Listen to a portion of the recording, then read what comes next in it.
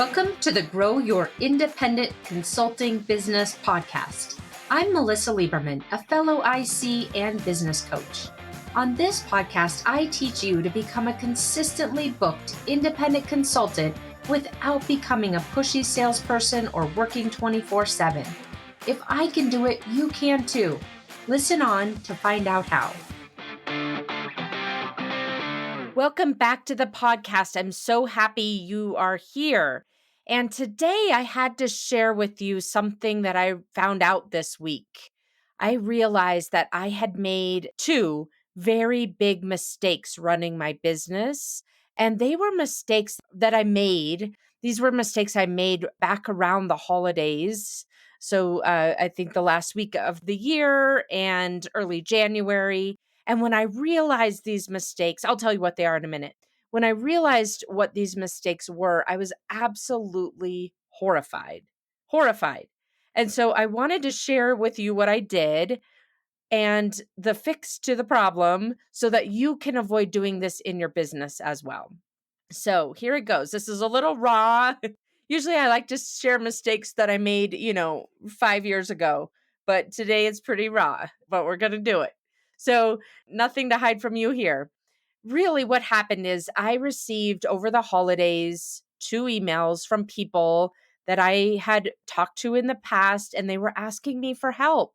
They were asking me for help, and I had completely ignored their emails. I didn't see their emails because I wasn't working my full schedule at that time, and I hadn't responded to them. I was going back through my emails to look for something and just to triple check that I was caught up with everything. So I'm scrolling all the way back. The first thing I see is this email from December that I never responded to. It felt like a gut punch. I don't know if you've ever felt that. I'm sure you have, when you just completely drop the ball on something. And then I'm scrolling through the email and I find another one. And I had to just sit there. I responded to them very respectfully and apologized. And I just had to sit there and feel the embarrassment and the regret. And what I didn't do is let myself, just berate myself over and over again. There's nothing good to come of that, right? It's a mistake. And so after feeling that embarrassment and that regret, which to be honest with you, I still am, there's some hangover going on, I really decided to look at the root cause. And the root cause of me missing those 2 emails is that, well, there were more emails that I missed than just those 2, let's be honest, but those 2 that were really time sensitive. The root cause of me missing those time sensitive emails, and you may have the same root cause lurking in your business, is that it didn't have all of my business guardrails shored up. And so I've gone back in and updated those now, and I'm going to tell you today about what that means. What is a business guardrail? Why do you need them, not just one? Why do you need them? And how to set it up for you and your business so that you can avoid making this embarrassing mistake that I made. So that's what we're going to focus on today. And ultimately, what it's going to do is help you not only avoid making mistakes like I just shared with you in your business, but it's also going to help take down the amount of energy you waste. And I know you're wasting it because I talked to so many of you. You're wasting so much energy on second guessing and deciding and redeciding and analysis paralysis in your business. So I'm going to give you some examples about what that means and really give you a good framework for implementing these guardrails in your business. So what we're going to focus on today are 4 things. I'm going to give you more examples of what happens when you don't have all of the guardrails that you need in place, like my 2 missed emails. Then I'm going to talk with you about the benefits of putting these guardrails in place. Then I'm going to share with you the categories of guardrails you're going to want to create, along with a couple of examples for each one. And then we'll end up with helping you to understand how to make these guardrails doable. There's no way you can do all of these things in your business, at least once you've got all of the guardrails up and running. And so I want to share with you how you can make this easy in your business as well. Very simple. These are all simple things, but incredibly important again, to avoid mistakes like I made, and also to help you to avoid this energy drain, this mind drain that's created when you don't have the guardrails in place. So let's start off with me giving you some more examples of what I'm talking about. And when I say guardrails, what I'm also referring to, another way to say this would be business operating policies. Business operating policies. But that's super boring. That's super boring and also a lot of words. So we're just simplifying it by calling it guardrails. That's a little less boring anyway, right? And it's one word. So we're going with guardrails, which are also another way to say it is business operating policies. So we have now my example of letting these two really important emails fall through the cracks. And the reason why is because I didn't have an out of office reply. I literally, when I started thinking about this, I was out of the office. I decided to take the last week of the December off. And I, was working sporadically, but not in my email, not doing my normal routines. I realized I haven't set an out of office in 10 years. The last time I set an out of office reply was when I was in corporate.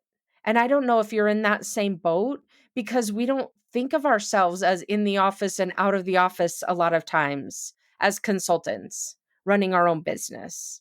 We don't think of ourselves as in the office or out of the office, or even if we're on vacation, we're still, have the propensity to keep working a little bit. So ask yourself, when are you actually out of the office, and go set an out of office reply. That seems so simple to me after the fact, but I'd honestly never thought about it in 10 years. So that's an example of not having the proper guardrails in place or business operating policies, such as setting an out of office reply, leads to these downstream impacts, when you aren't in your business fully, when you're on vacation. Another example would be, have you done this before? I bet you have. Putting off following up with a prospective client because you feel like, oh, now isn't the right time. Maybe tomorrow is a better time. Oh, maybe earlier in the morning or maybe later in the evening, I'll catch them. Literally, this negotiation that's going on, it's rampant in your brain about you haven't heard back from this prospective client, and now what should you do? And then so much times ends up passing that you just decide to talk yourself out of it and move on to the next opportunity. Another example of a scenario that is a perfect one for a guardrail rail is when you're deciding for yourself, when are you going to talk with a client about late payments? And you're constantly deferring. Again, I don't want to have this conversation. Maybe after I finish this deliverable, then I'll have the conversation. Maybe after we get this past this really important meeting, then we'll have the conversation. And then pretty soon you've racked up weeks and sometimes months. And sometimes I've heard this over and over again, we just write it off. That's a scenario where you're negotiating with yourself. You don't have a business operating policy. You're negotiating on a case-by-case basis, and is the perfect example of why you need a guardrail. The last example I'll share with you, and there's so many more, but hopefully these resonate with you, is the scenario where you're putting off a conversation about extending a contract or issuing a change order.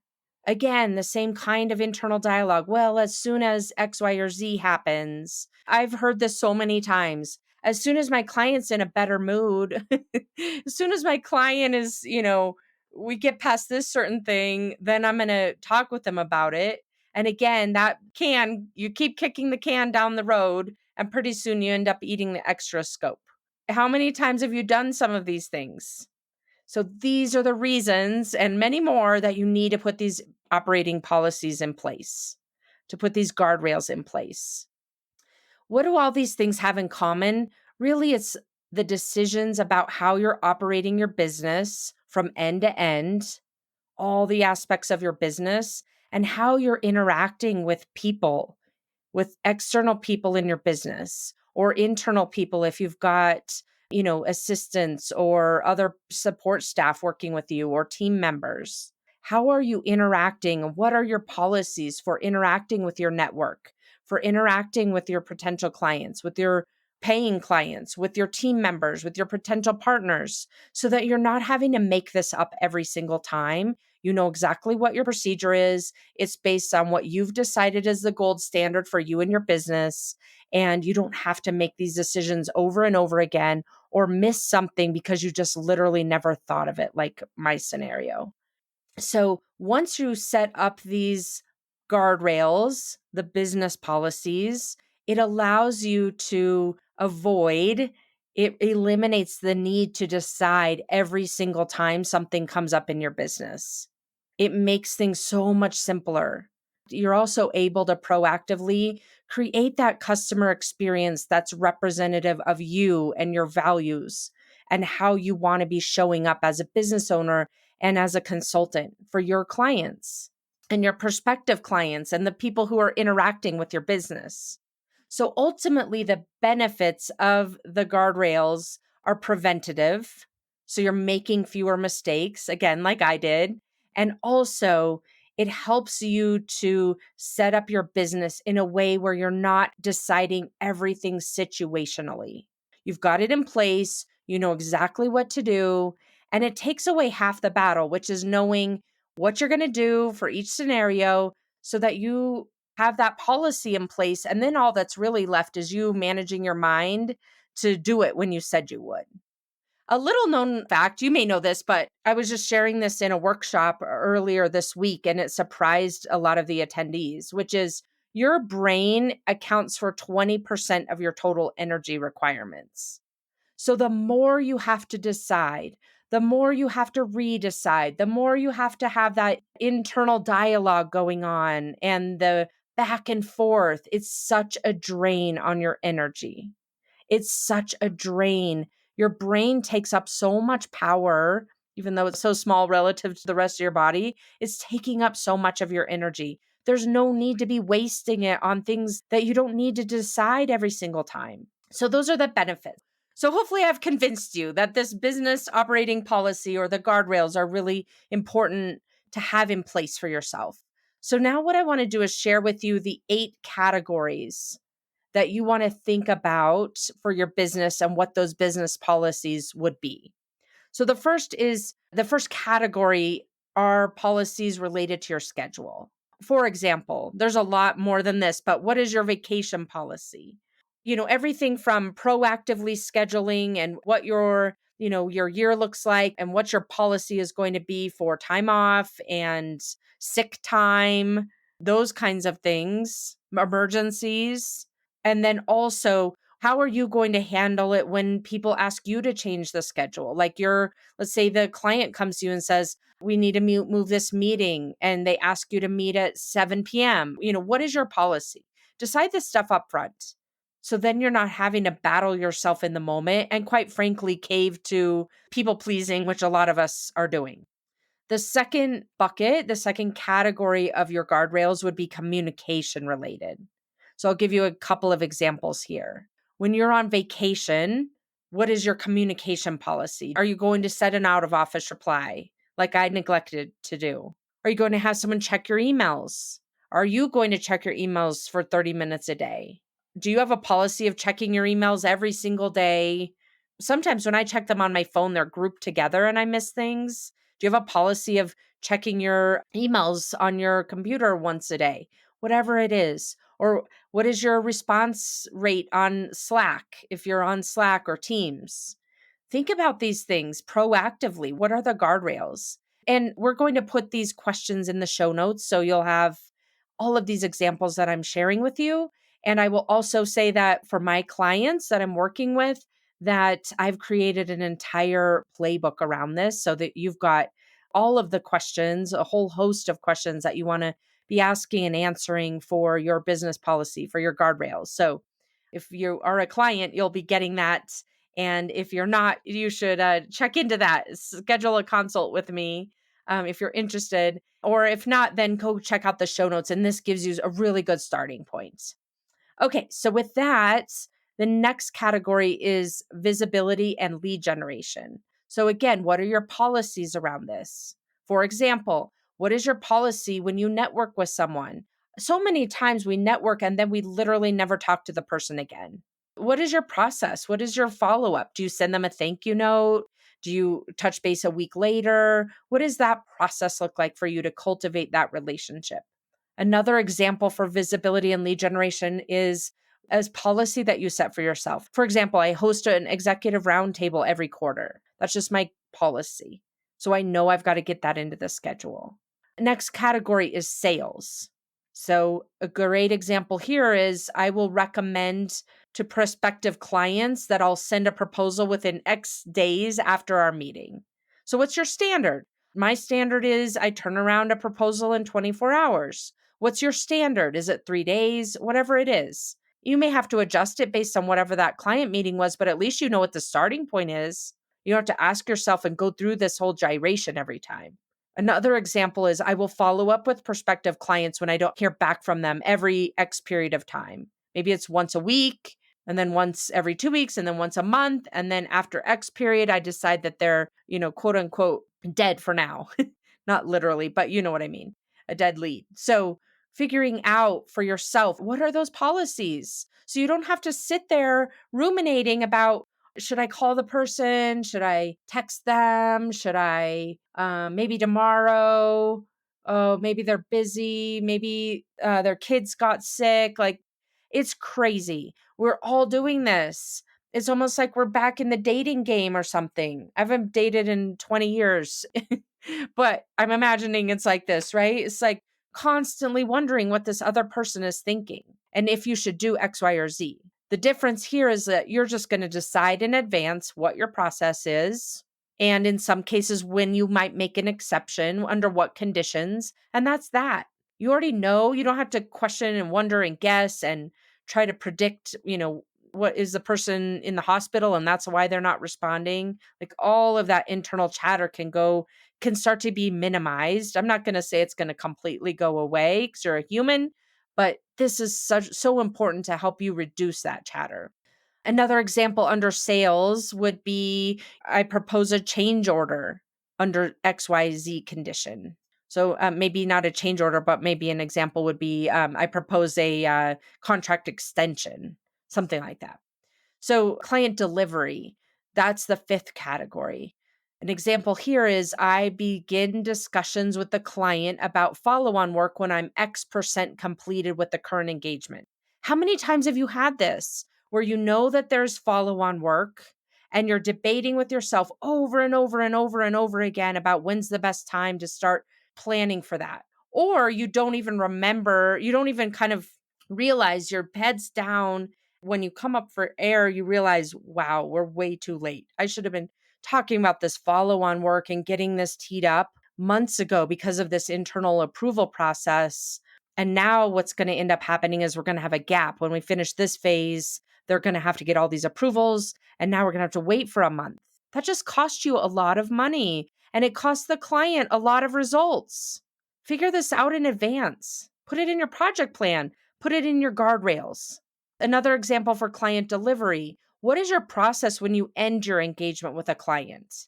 Do you send a thank you note? Do you ask for a testimonial? Where do you save the final deliverables for the client? Where do you put them for yourself? Do you get sign off, physical sign offs? Like, what does that actually look like from a guardrail perspective? The sixth category is team. So, from a team perspective, and this really is a couple of different ways you could look at this. Do you have a team, like in the sense of support staff, like virtual assistants, accountants, lawyers, like those kinds of support people in your business? Do you also have people that you could consider teaming with? So those are some examples of team, even though you don't have any employees potentially, you most likely have some form of an ecosystem of team members. And so what is your process for keeping in touch with each of those types of team members? What does it look like to keep your potential, partners, someone that might team with you to deliver a project or someone that might refer work to you because they're, overflowing at the moment, or vice versa, you might be overflowing and you want to refer to them. What does it look like to maintain and cultivate that relationship? What is the cadence?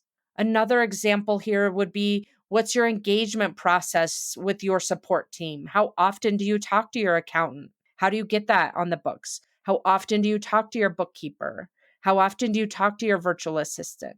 For example, the seventh category is financials. So, what is your process? What are your guardrails? What are your business operating policies for handling late payments, for example? What are your policies for looking at and planning for your business investments?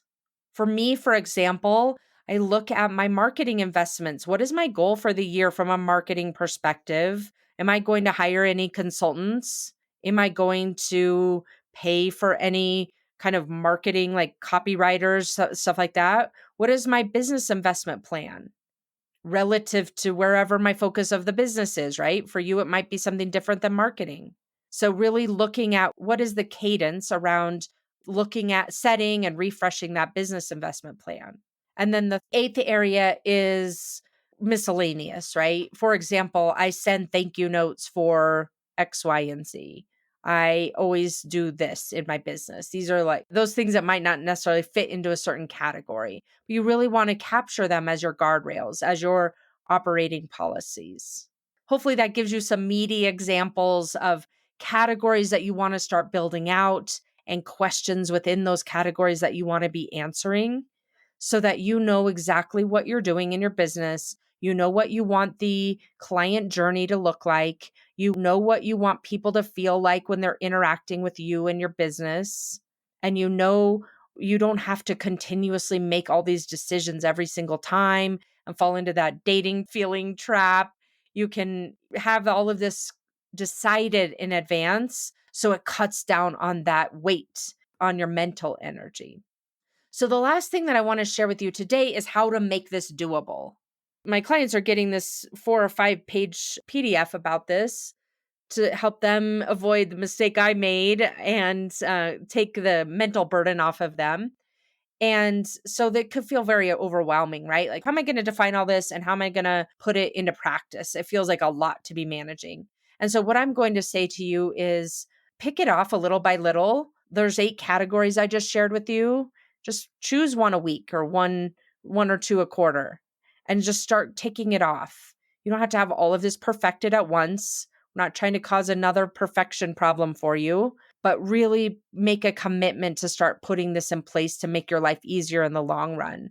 And then the other thing that you can really be thinking about as you're doing this is to figure out how can you make this process, this policy more automatic? Is there something you can do like pre-writing emails? What does it look like every time something happens? Like you're asking for maybe a case study from a client or you're wrapping up a project and you're starting to proceduralize these types of things, or you're following up on late payment, like something like that, where you're really starting to proceduralize things and you can pull from the work you've already done and you don't have to recreate the wheel every time.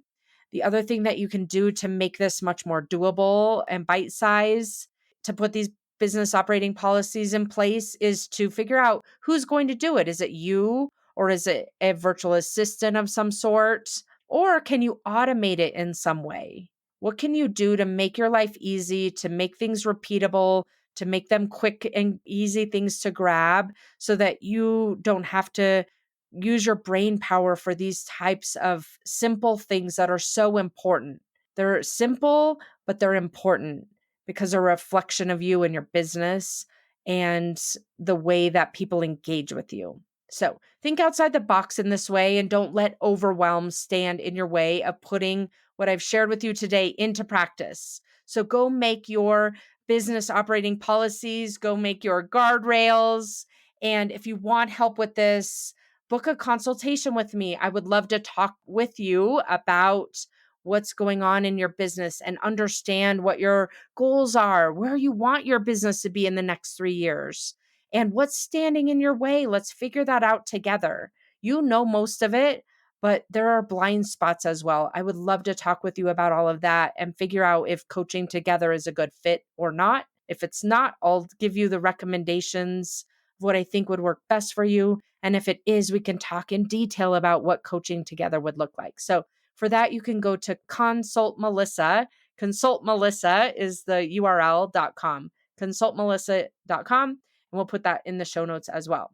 Thanks for tuning in today. Thanks for hearing and listening to my big mistake that I am shoring up because I am putting these guardrails in place in my business. Well, I've had them in my business, but I'm definitely revisiting them and making a much more thorough version in order to avoid making these mistakes and to really take that mental load off of me when it's just these constant decisions that have to be made over and over again. Just relegate them to a guardrail, and then you can free up your energy for so many other important things.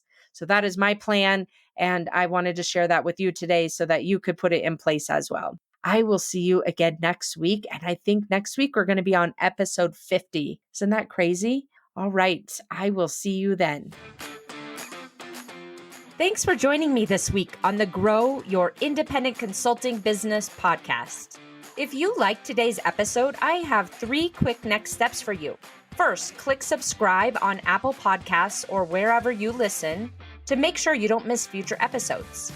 Next, leave me a review in your podcast app so other independent consultants can find and benefit too.